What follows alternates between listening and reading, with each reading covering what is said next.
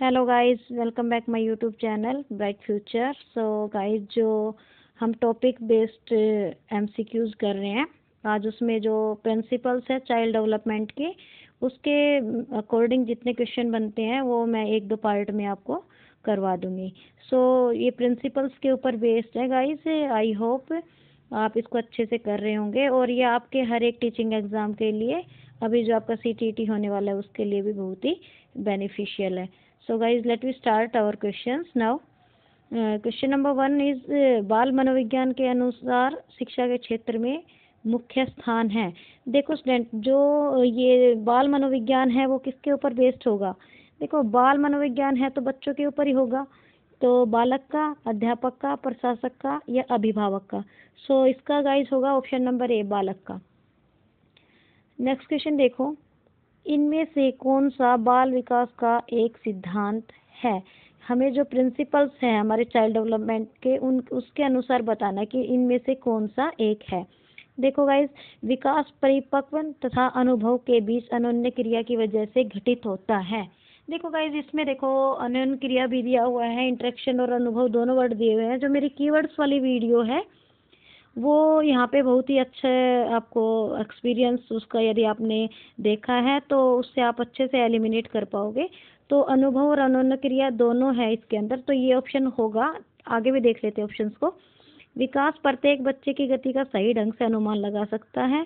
अनुभव विकास का एकमात्र निर्धारक है। एकमात्र निर्धारक नहीं है गाइस, विकास प्रबंधन तथा दंड के द्वारा सुनिश्चित किया जाता है। दंड वाला आएगा ही नहीं ऑप्शन में, तो जो ऑप्शन नंबर ए है वो हमारा यहाँ पे सही होगा।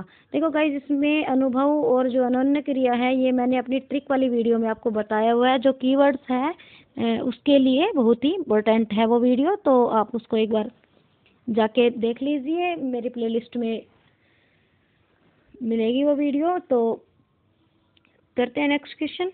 निम्नलिखित में से कौन सा बाल विकास का एक सिद्धांत नहीं है? गाइज, इसमें नहीं है पूछ रहा है। सो विकास सभी क्षेत्र के लिए महत्वपूर्ण है। हाँ, सभी विकास परिपक्व तथा अनुभव की अंत्यक्रिया का परिणाम होते हैं, लेकिन देखो इसके अंदर नहीं बोला है तो ये तो होगा ही। सभी विकास तथा अधिगम एक समान गति से आगे बढ़ते हैं। देखो, एक समान गति से आगे नहीं बढ़ते, तो इसमें नहीं पूछा है, ये ऑप्शन होगा। एक बार फोर्थ भी देख लेते हैं। सभी विकास का एक क्रम का पालन करते हैं। हाँ, तो जो नहीं पूछा है तो एक समान गति से नहीं बढ़ते हैं सारे विकास। ये जो व्यक्तिकता का नियम होता है, जो सिद्धांत है, उसके अकॉर्डिंग आपको समझ आ जाएगा। तो ये नहीं है। सो सी ऑप्शन इसका करेक्ट आंसर है। नेक्स्ट क्वेश्चन देखो गाइस, निम्नलिखित में से कौन सा कथन सत्य है? सत्य कथन हमें बताना है गाइस। शिक्षक द्वारा प्रश्न पूछना संज्ञानात्मक विकास में बाधक है। नहीं, ये सत्य नहीं है, क्योंकि वो बाधक नहीं है। ये सत्य नहीं है, इसने सत्य पूछा है। विकास और सीखना समाज सांस्कृतिक संदर्भों से अप्रभावित रहते हैं। हाँ, ये भी सही है। अप्रभावित नहीं होते, प्रभावित होते हैं। शिक्षार्थी एक निश्चित तरीके से सीखते हैं, या खेलना संज्ञान और सामाजिकता दक्षता के लिए सार्थक है। तो सत्य कौन सा है वो पूछा है। जो खेलना है वो हमारी जो संज्ञान है उसके लिए, और जो हमारा ये गाइस इसके अंदर दक्षता है, जो हमारा सोशल डेवलपमेंट होता है, इसके लिए ये सार्थक है। तो डी ऑप्शन यहाँ पे करेक्ट होगा। नेक्स्ट क्वेश्चन देखो गाइस, एक आदर्श अध्यापक में पाया जाने वाला गुण है। जो आदर्श अध्यापक होता है वो कैसा होता है, उसका एटीट्यूड कैसा होता है? सो लोकतंत्रात्मक दृष्टिकोण होता है, विषय वस्तु पर उसका मास्टरी होता है, बाल विज्ञान का ज्ञान भी होता है। तो उपरोक्त सभी, इसका डी ऑप्शन यहाँ पे करेक्ट होगा। नेक्स्ट क्वेश्चन देखो गाइस, एक अध्यापक या अध्यापिका ने पाया कि एक विद्यार्थी वर्ग बनाने में कठिनाई अनुभव कर रहा है। तो उसको स्क्वायर बनाना नहीं आ रहा होगा, उसको ऐसा, उसको जो उसका क्लास टीचर था वो देख रहा होगा। इससे अनुमान लगाया कि वह हीरे का चित्र बनाने में भी कठिनाई अनुभव करेगा। उसने निम्नलिखित में से किस सिद्धांत पर आधारित होकर यह अनुमान लगाया? उसने सोचा कि यदि ये स्क्वायर नहीं बना पा रहा तो जो डायमंड का जो हमारा फिगर होता है उसको वो कैसे बनाएगा। तो उसने कौन सा अनुमान वहाँ पे लगाया वो बताना है गाइस। सो गाइस, इसमें देखो विकास निरंतरीय होता है। अलग अलग लोगों के लिए विकास की प्रक्रिया अलग अलग होती है।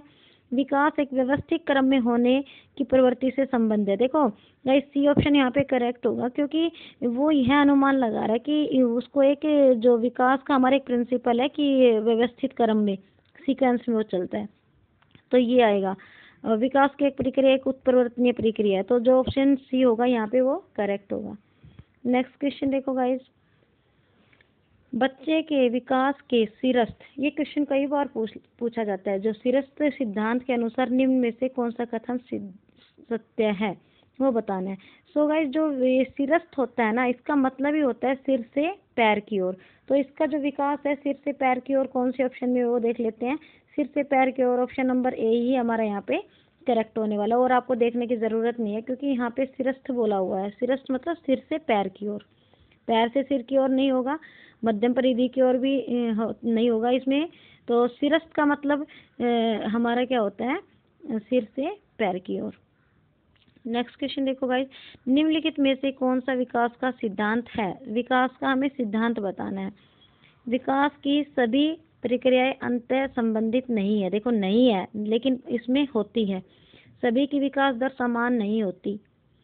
हाँ ये हो सकता है, क्योंकि विकास दर सभी की समान, जो विकास होता है डेवलपमेंट होता है वो सबका सिर से पैर की ओर होता है। ये जो समान दर होती है इसमें नहीं बोल दिया, नहीं होती। तो ये हमारा कौन सा विकास का कौन सा सिद्धांत है, तो ये हो सकता है, क्योंकि जो हमारी विकास की दर होती है, वो जो डेवलपमेंट होता है वो सभी का एक जैसा नहीं होता। प्रिंसिपल ऑफ इंडिविजुअल के अंदर हम ये चीज़ पढ़ते हैं। विकास हमेशा रेखीय होता है, निरंतर चलने वाली प्रक्रिया नहीं है, चलने वाली प्रक्रिया भी। तो जो ऑप्शन नंबर बी होगा वो हमारा करेक्ट होगा। ये इसके अंदर विकास की दर जो इंडिविजुअली होता है ना, उसके अंदर आप उसको पढ़ोगे।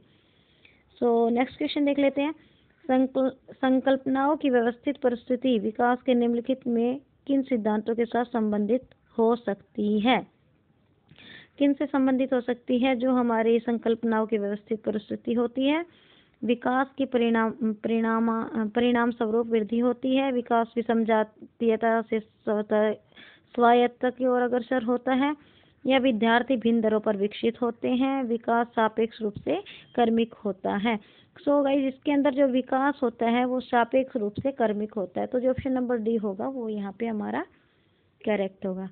नेक्स्ट क्वेश्चन देखते हैं गाइस, इसके अंदर देखो डायरेक्ट पूछा गया है कि जो मनोविज्ञान शिक्षा का आधारभूत विज्ञान किसने कहा है।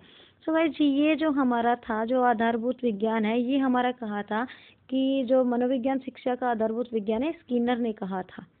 बी ऑप्शन यहाँ पे करेक्ट हो गया। डायरेक्ट क्वेश्चन है।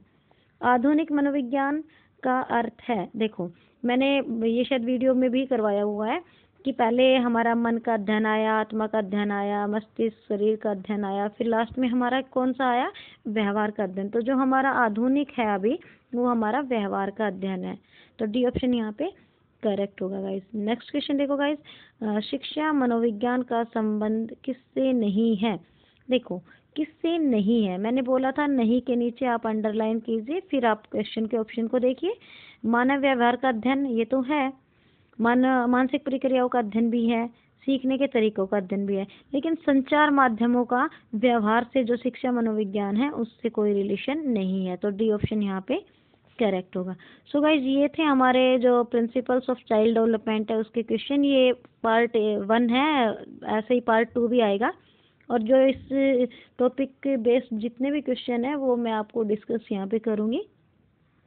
आई होप आपको मेरा वीडियो पसंद आया होगा। If you like my video please share and subscribe. Thanks for watching guys.